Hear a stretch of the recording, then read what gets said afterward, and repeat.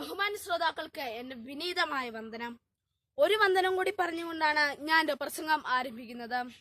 ഞാൻ ഏറെ സ്നേഹിക്കുന്ന, ഞങ്ങൾക്കേറെ ഉപകാരം ചെയ്യുന്ന, സൂപ്പർ ചക്കപ്പഴം തരുന്ന ഈ തേൻവരിക്ക പ്ലാവിനും അവിടെ നിൽക്കുന്ന അമ്മച്ചി പ്ലാവിനും നാവിൽ വെള്ളം മൂറ്റിക്കുന്ന മൂവാണ്ടൻ മാവിനും കപ്പച്ചെടിക്കും എന്റെ കാന്താരി മുളകിനും നമസ്കാരം.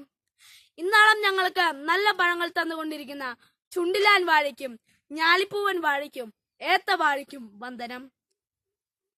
എന്നും ഞങ്ങൾക്ക് നല്ല വെളുവെളുപ്പൻ മുട്ട തരുന്ന ഞങ്ങളുടെ പിടച്ചിക്കോഴികൾക്കും സുന്ദരികളായ കുഞ്ഞിക്കോഴികൾക്കും വന്ദനം. പ്രിയപ്പെട്ട കൂട്ടുകാരെ, പ്രിയ കവി കുഞ്ഞുണ്ണി പാടി, അരി തഞ്ചാവൂരിന്ന് വരും, പാല് പൊള്ളാച്ചിന്ന് വരും, മലയാളി വായും പൊളിച്ചിരിപ്പാണ്. തമിഴനും തെലുങ്കനും കർണാടകക്കാരനും അധ്വാനിച്ചാലേ മലയാളിയുടെ വയർ നിറയൂ എന്ന മനോഭാവത്തിന്റെ അടിവേറക്കാൻ ഇതാ ഞങ്ങൾ പുതിയ തലമുറ തയ്യാറായി കഴിഞ്ഞു. കൂട്ടുകാരെ, കൃഷി നമ്മുടെ സംസ്കാരമാണ്. എങ്കിലും സർക്കാരിന്റെ അനാസ്ഥയും കരിഞ്ചന്ത മുതലാളിമാരുടെയും പൂഴ്ത്തിവെപ്പുകാരുടെയും കൊടും ചതി മൂലം വിളകൾക്ക് വില ലഭിക്കാതായി. അങ്ങനെയല്ലേ മലയാളിക്ക് കൃഷി മടുത്തത്? ഇതാണ് സാഹചര്യമെങ്കിലും നമ്മുടെ ഭക്ഷണത്തിനായി നമ്മുടെ അയൽക്കാരന് മുൻപിൽ കൈനീട്ടരുത്.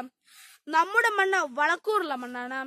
നമുക്ക് മണ്ണിലേക്ക് ഇറങ്ങാം, മണ്ണിൽ തൊടാം, പച്ചമണ്ണിന്റെ ഗന്ധം ആസ്വദിക്കാം. കൃഷി ചെയ്യാതെ മടി പിടിച്ച മലയാളി അന്യ സംസ്ഥാനക്കാരൻ വെച്ചു നീട്ടുന്ന വിഷം കലർന്ന പഴങ്ങളും മത്സ്യമാംസാദികളും പച്ചക്കറികളും യാതൊരു നിയന്ത്രണവുമില്ലാതെ വാങ്ങിച്ചു ഭക്ഷിക്കുകയല്ലേ? ബ്രോയിലർ കോഴി തിന്ന എന്റെ തലമുറ ആരോഗ്യമില്ലാതെ ഇതുപോലെ തടിച്ചു വീർത്ത് കിതയ്ക്കുകയാണ്. അതിനാൽ ഞങ്ങളുടെ വീട്ടിൽ നാടൻ കോഴിയെ വളർത്താൻ തുടങ്ങി.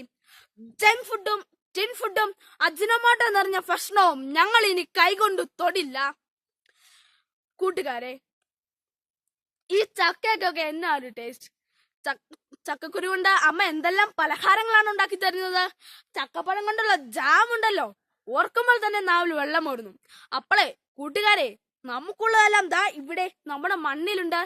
ഇനി നമ്മുടെ വീട്ടിലെ ഒരിഞ്ച് ഭൂമി പോലും തരിശായിട്ടിടില്ല എന്ന് പ്രതിജ്ഞ ചെയ്യാം. നമ്മുടെ ഭക്ഷണം നമ്മുടെ മണ്ണിൽ നിന്ന് എന്ന് പ്രതിജ്ഞ ചെയ്തുകൊണ്ട് ഞാൻ എന്റെ പ്രസംഗം അവസാനിപ്പിക്കുന്നു. ഞാൻ എന്റെ പ്രവൃത്തി ആരംഭിക്കുന്നു. അപ്പോൾ നിങ്ങളും തുടങ്ങുകയല്ലേ? നന്ദി, നമസ്കാരം. ജയ് ഹിന്ദ്, ജയ് DCL.